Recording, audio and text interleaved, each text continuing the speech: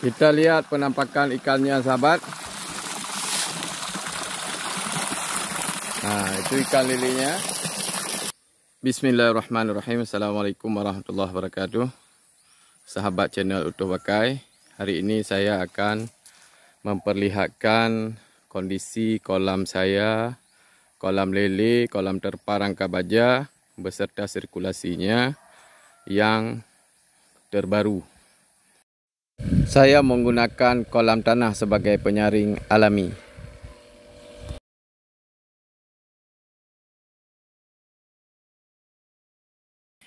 Nah, ini ada pompa sirkulasi. Pompa ini yang menaikkan air ke dalam kolam ikan lelenya. Nanti kita lanjut ke atas, sahabat ya.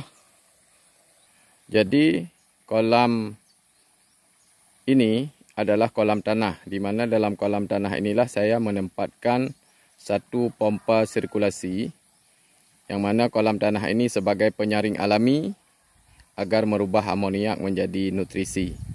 Kita lanjutkan ke sambungan pipa sirkulasi. Dari pompa sirkulasi ini di dalamnya ada cincin yang saya buat untuk meletakkan pompanya. Kemudian kita buat screen supaya sampahnya tidak masuk. Pipa 2 inci yang besar itu saya sudah buat lubang di atasnya supaya air kolam tidak meluber keluar ke jalan dan juga ke sawah. Karena kalau keluar, ini di dalamnya ada ikan nila kurang lebih 5.000 ekor. Dan ikan nila ini yang akan mengkonsumsi kotoran lele. Oke, baik sahabat. Kita lanjutkan menuju pipa masuknya sirkulasi ke dalam kolam ikan. Dari pompa sirkulasi kita pompa airnya menuju kolam ikan. Nah, ini contohnya yang keluar dari kolam ikan, sahabat ya. Nanti kita lanjutkan penjelasannya. Nah, ini pompanya masuk ke kolam ikan. Ini dari pompa sirkulasi, sahabat. Ini pipanya kita lewati kolam menuju ke tepian di seberang. Nah, ini sahabat dari pipa sirkulasi. Nah, kita lanjutkan kemari. Nah, ini kita buat T. Nah, ini juga kita buat T untuk sambungan kolam ketiga. Ini kita mulai dari kolam ketiga, sahabat ya. Dari pompa sirkulasi. Nah, ini airnya. Nah, ini untuk kolam 3. Kemudian ini yang sudah ada ikan di kolam kedua. Nah, ini keluar air dari pompa sirkulasi. Kita lihat penampakan ikannya, sahabat. Nah, itu ikan lilinya. Nah, kemudian ini juga kita cabang lagi menuju kolam ke-1. Nah, sebelumnya ikan ini ada di kolam 1, tapi karena ada perombakan kolam, kita pindahkan ke dalam kolam kedua. Ini air sirkulasinya. Dari pompa sirkulasi, berapapun debit yang masuk, dia akan keluar melalui bottom drain. Nah, itu ada bottom drainnya di sana, dan juga semua sampah-sampah menuju ke bottom drain. Jadi ini penampakan kolam tanahnya. Itu di sana pompa sirkulasinya.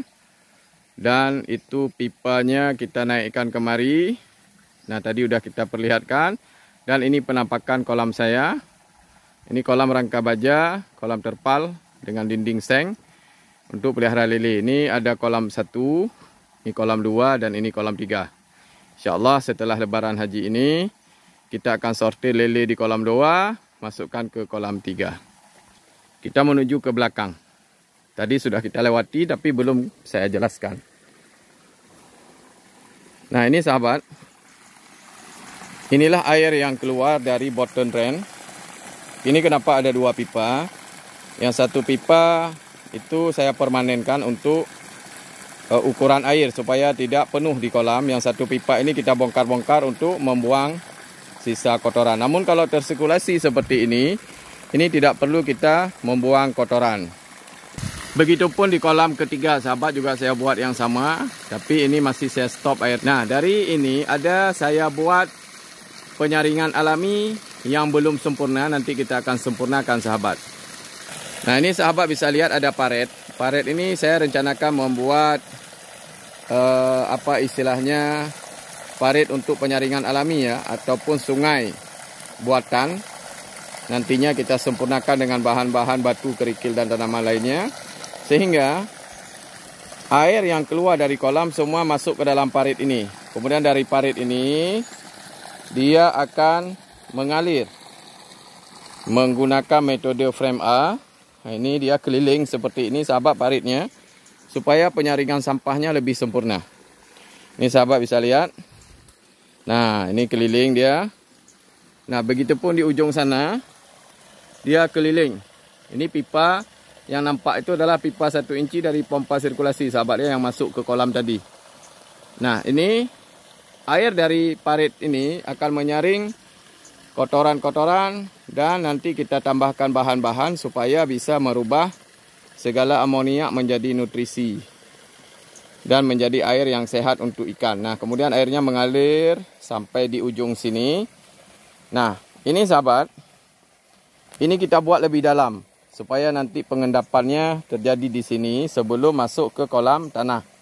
Di tempat kita tempatkan pompa sirkulasi. Nah, sahabat sekalian, di sini juga nanti kita akan sempurnakan dengan pipa pembuang sampah. Nah, kemudian airnya masuk ke pipa 3 inci. Nah, kenapa saya pasang pipa di sini? Karena ini jalan akses sahabat.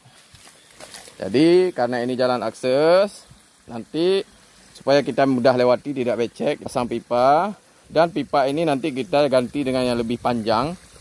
Untuk apa tujuannya? Yang pertama, kita tidak becek kalau jalan. Kemudian yang kedua, kalau kita langsung alirkan ke tanah, ikan yang ada di dalam kolam tanah ini akan naik dia. Nah, tapi kalau kita pasang pipa lebih panjang lagi, kemudian kita buat siku, kita setting yang bagus supaya ikannya hanya melompat-lompat saja, tidak naik ke atas sana. Nah, beginilah sahabat penampakannya. Ini penampakan kolam tanah saya yang ada di samping rumah. Sudah lama saya gali, saya manfaatkan sebagai kolam penyaringan untuk kolam lele. Nah, demikian sahabat. Mudah-mudahan bermanfaat dan menjadi inspirasi buat teman-teman yang ingin membuat kolam skala besar, bingung dengan pengurasan kolam lele, karena lele ini harus sering dikuras karena dia banyak amoniaknya. Demikian sahabat. Jazakumullah khairan. Assalamualaikum warahmatullahi wabarakatuh. Jangan lupa like, subscribe, share dan bunyikan loncengnya jika bermanfaat.